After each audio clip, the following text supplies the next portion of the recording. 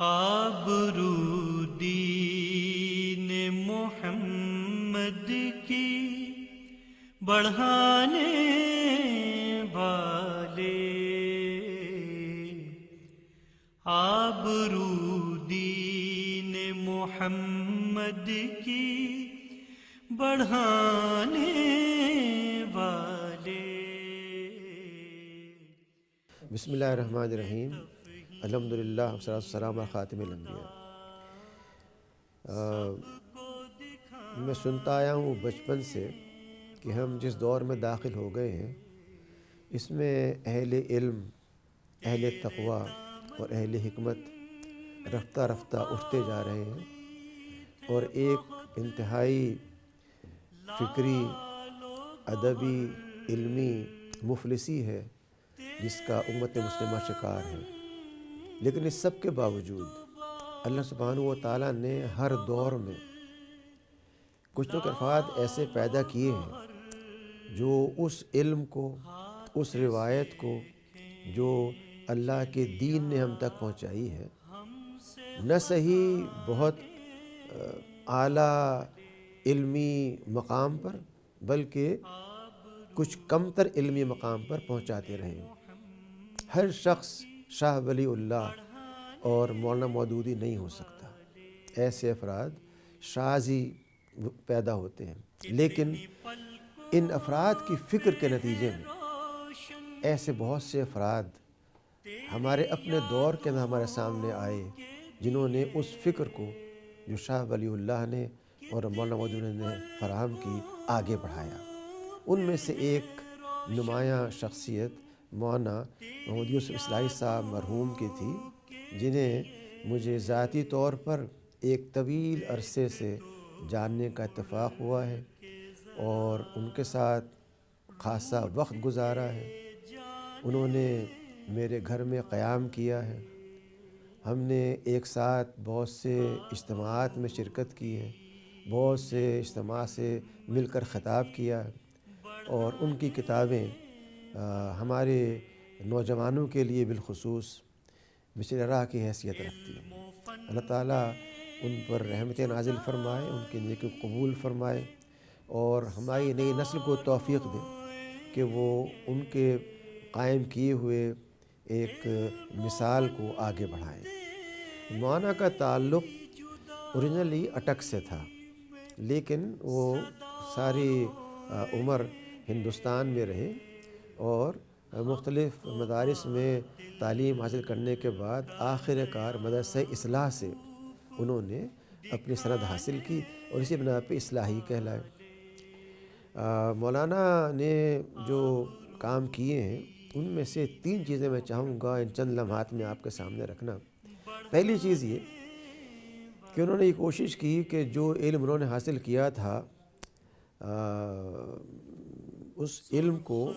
آگے بڑھانے کے لیے ایک ادارے کا قیام عمل میں لایا جائے۔ چنانچہ بچیوں کے لیے ایک ایسا مدرسہ جو معیاری تعلیم فراہم کرے انہوں نے قائم کیا رامپور میں، اور اس کو آخر وقت تک اس کی نگرانی فرماتے رہے۔ اس کے لیے انہوں نے ایسے اساتذہ معلمات تیار کیں جو ان کی غیر موجودگی میں بھی اس کام کو آگے بڑھا سکیں۔ دوسرے، انہوں نے یہ کوشش کی کہ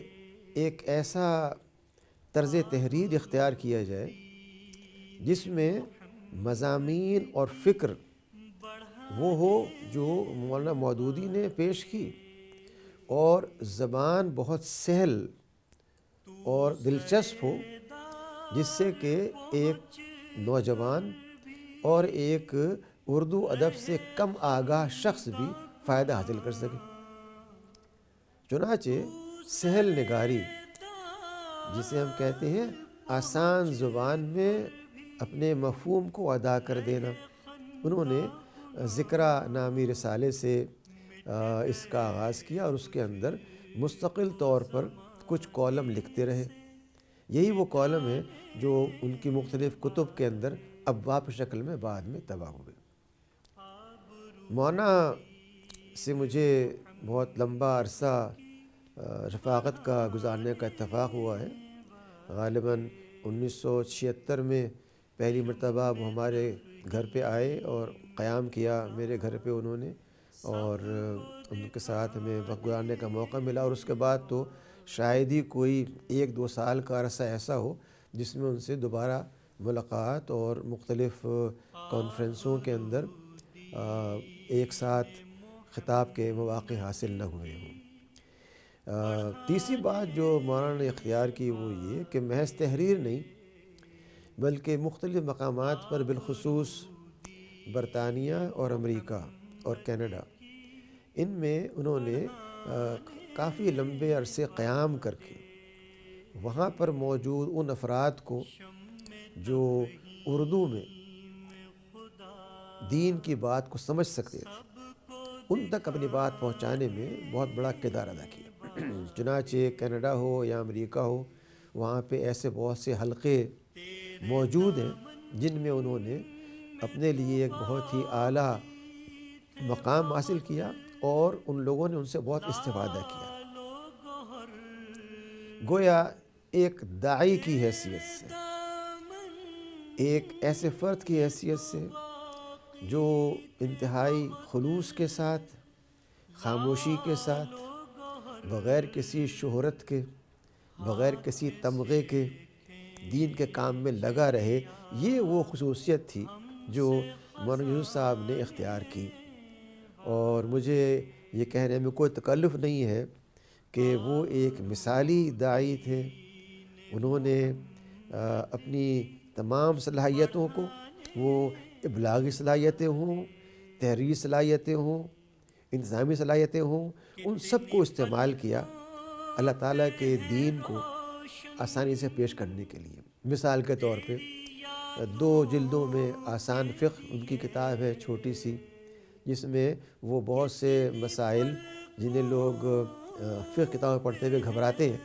وہ بڑے آسان زبان میں ادا کر دیے گئے۔ مثلا ان کی کتاب ہے قرآنی تعلیمات، جس میں انہوں نے قرآن پاک کے مختلف موضوعات کو ایک ترتیب سے بیان کیا ہے کہ قرآن پاک عقیدے کے بارے میں کیا کہتا ہے، عبادات کے بارے میں کیا کہتا ہے، معاملات کے بارے میں کیا کہتا ہے۔ ایسے ہی انہیں کتاب شعور حیات، آداب زندگی، جس کے اندر انہوں نے شعور حیات میں مختلف لائیو سچویشنز، ایسی صورتیں جو ہمیں روز پیش آتی ہیں۔ آپ دیکھتے ہیں کہ ایک شخص اپنے گھر سے روز نکلتا ہے، مسجد جاتا ہے، آتا ہے، اس کے اس طرز عمل کو دیکھ کر کے اس سے بعض نتائج اخذ کر کے ایک ایسا پیغام پہنچانا جو ہمارے لیے مفید ہو۔ تو یہ اس طرح کے واقعات ہیں جو انہوں نے ہمارے سامنے رکھے ہیں۔ ایسے آداب زندگی کے اندر ان چیزوں کو جو ہمارے ہاں عام طور پر پہلے بزرگوں کے ذریعے یا دینی تعلیم کے ذریعے پہنچا کرتی تھیں، لیکن اب چونکہ ہم نے جو نظام اختیار کیا اس میں سی گنجائش نہیں ہے، اس لیے وہ نہیں پہنچ رہی۔ ان چیزوں کو کہ آداب کیا ہیں، نماز کے آداب کیا ہیں، روزے کے آداب کیا ہیں، کھانے کے آداب کیا ہیں، لباس کے آداب کیا ہیں، اپنے سے بڑوں کے آداب کیا ہیں، چھوٹوں کے آداب کیا ہیں، حتیٰ کہ کوئی شخص کسی کا انتقال اس کے آداب کیا ہیں۔ یعنی آداب زندگی سے مراد محض یہ نہیں ہے کہ آپ کس طرح مسکرا کے ملیں، بلکہ وہ طریقہ کیا ہے جو سنت سے ہم کو ملتا ہے۔ یہ چند چیزیں ہیں، لیکن اس کے علاوہ انہوں نے بعض قرآنی صورتوں کی تفسیر بھی لکھی ہے، منتخب صورتوں کی، مختلف اس طرح کی چیزیں بھی لکھی ہیں جن سے کہ ہمارے معاشرتی مسائل جو ہیں ان کا کیا حل ہونا چاہیے۔ چنانچہ ان کی اسلامی معاشرت پہ کتاب ہے اور مختلف چیزیں ہیں۔ تو کہنے کا مدعا یہ ہے کہ مولانا یوسف صاحب نے پوری زندگی کوشش کی کہ وہ اللہ تعالیٰ کے دین کو، اس کی تعلیمات کو انتہائی عام فہم اور آسان زبان میں پیش کر سکیں، اور یہ ایک بہت بڑا کارنامہ ہے۔ مجھے یقین ہے کہ ان کے چھوڑے ہوئے نقوش انشاءاللہ دوسروں کے لیے نشان راہ ثابت ہوں گے، اور ہم ایک ایسا معاشرہ پیدا کر سکیں گے جس میں ان پہلوؤں پر جن کو نے متوجہ کیا ہے، نہ صرف گفتگو کی جائے بلکہ ان پہ عمل کیا جائے، اور ایسا معاشرہ بنے جس میں کہ آسانیاں ہوں، جس میں سہولت ہو، جس میں محبت ہو، جس میں اتفاق ہو، جس میں یکجہتی ہو، اور اس طرح سے جو دین کا مدعا ہے کہ ایک ایسا پرامن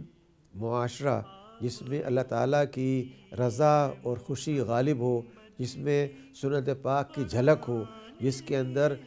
دین کی آسانیاں ہوں، یہ وہ پیغام ہے جو ان کی تحریرات سے ملتا ہے۔ میں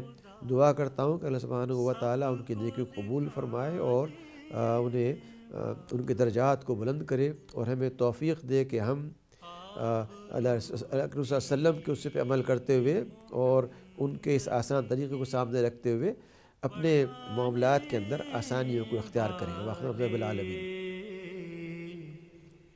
آبرو دین محمد کی بڑھانے